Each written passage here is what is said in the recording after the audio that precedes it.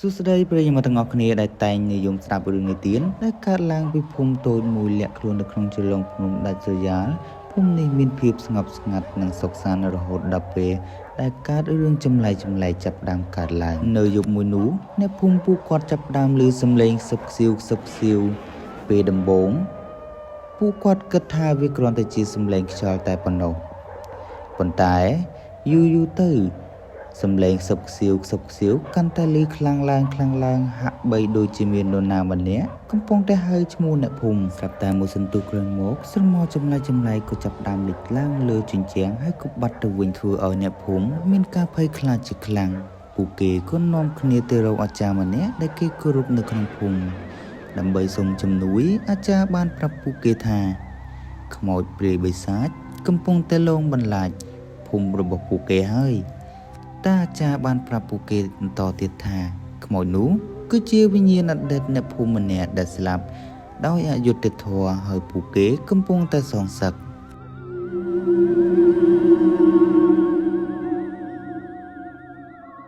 អាចារ្យម្នាក់នោះក៏បានប្រាប់ពួកគេទៀតថា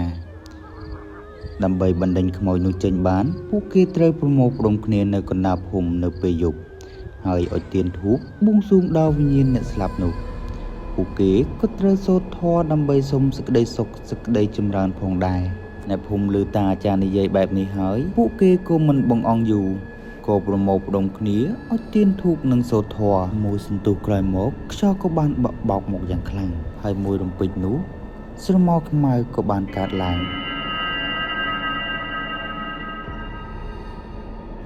ស្រមោលទាំងនោះបានយំស្រែកយ៉ាងខ្លាំងធ្វើឲ្យអ្នកភូមិភ័យស្លន់ស្លោប៉ុន្តែអាចារ្យលើកដៃឡើងហើយស្រែកថាឈប់